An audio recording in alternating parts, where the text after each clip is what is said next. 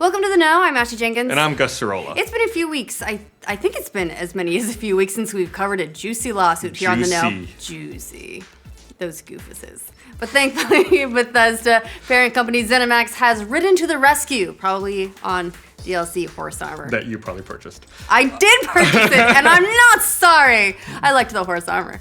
The ongoing legal proceedings between ZeniMax and Oculus over who owns virtual reality have just taken a left turn into crazy town, thanks to a newly filed amendment to ZeniMax's lawsuit. ZeniMax now claims that John Carmack, former head of id Software and lead programmer of Doom, returned to the company after his employment ended to steal VR assets. And not only that, they're also claiming that Rift inventor Palmer Luckey is a, quote, rudimentary developer who wasn't skilled enough to create the headset on his own.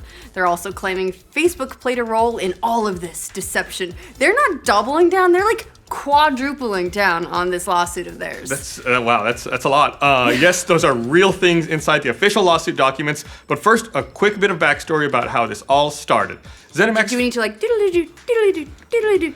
ZeniMax first filed its lawsuit back in May of 2014. It was filed against Oculus and its founders, Brendan Iribe and Palmer Luckey. It also names John Carmack and now Facebook. The original suit stated that ZeniMax invested several years and tens of millions of dollars into VR tech, research led by John Carmack, who was running id Software at the time. Since it is a subsidiary of ZeniMax, any work done there would then belong to them. According to the suit, Carmack hooked up with Palmer Luckey during the process, and the two used some of ZeniMax's proprietary technology to improve the Rift and make it a functional and commercially viable product. But as we mentioned before, there's now been a new amendment filed to that original lawsuit with a number of insane allegations lobbed at Luckey, Carmack, and even at Facebook.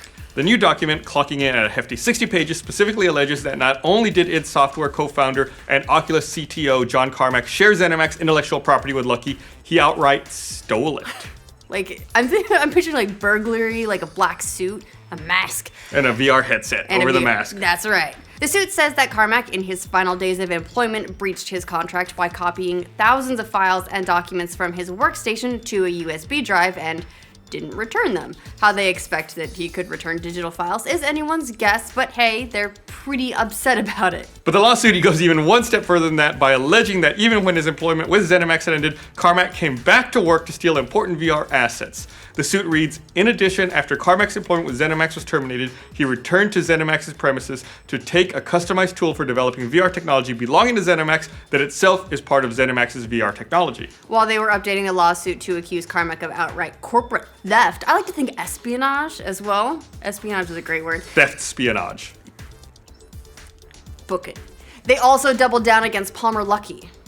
In the original filing, ZeniMax said Luckey bolstered his own involvement in Rift's development, writing that Luckey increasingly held himself out to the media and the public as the visionary developer of the Rift's VR technology, which had actually been developed by ZeniMax without Luckey's involvement. Wow, they're going hard on this. Like, they're not pulling any punches. But as it seems to be the case with this newer, crazier version of this lawsuit, they go even further in the update. According to the new filing, Luckey's invention of the Rift was a conspiracy cooked up by Oculus CEO Brendan Iribe in order to take credit away from Carmack and, more importantly, ZeniMax. They claim in the suit that Luckey inventing the machine is utterly and completely false. Ouch. Not content to stop there. They didn't stop. Not content to stop there. They also go after Luckey personally, stating Luckey lacked the training, expertise, resources, or know-how to create a commercially viable VR technology. His computer programming skills were rudimentary, and he relied on ZeniMax's computer program code and games to demonstrate the prototype Rift. So Ouch. it's like the I don't know, lawsuit train just has no brakes. So that's pretty brutal. That's some really hard allegations, and probably not any of the things you can actually prove in court. However, part of the focus on Luckey in particular was because of the next part of the amended document, which has to do with his non-disclosure agreement with ZeniMax. Oh yeah, it keeps going. It keeps going, yeah. Specifically, ZeniMax is arguing in the lawsuit that when Facebook purchased Oculus for $2 billion, that magic number probably has a lot to do with why this lawsuit is even being filed. Of course it does. They purposely helped Luckey and Oculus violate their non-disclosure agreements with ZeniMax. And this gets into some trickier legal jujitsu alluded to here. The NDA covered some of ZeniMax's proprietary information and was signed by Luckey when the legal proceedings with ZeniMax originally started in early 2014. According to the documents, Oculus breached that contract by providing a copy of the non-disclosure agreement to Facebook during the buyout process.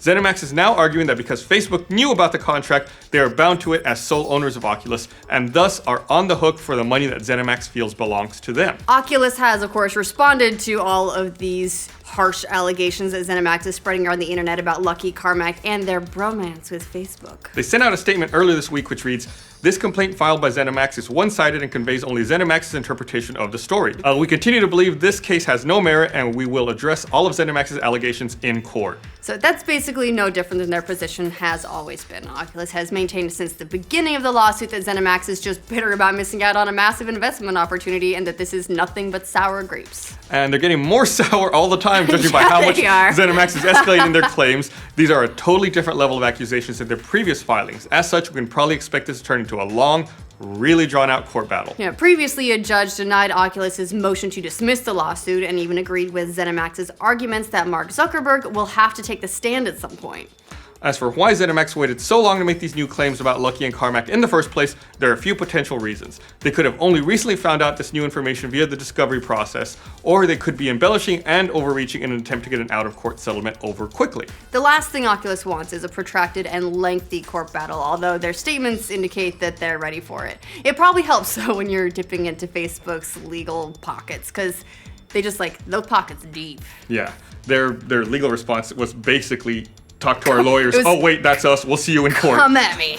And of course, it's more than just one piece of technology at stake for these two companies. It's the earnings of an entire industry. Despite the relative early underperformance of VR, the newest estimates for the VR and AR segment claim that it'll bring in over $162 billion in revenue by the year 2020. What? That's a huge claim, by the way, especially considering that claims earlier this year were drastically reduced. But yeah, now they're going all in and saying $162 billion by 2020 that's combined augmented reality and virtual reality, but it's still insane. That's in 4 years.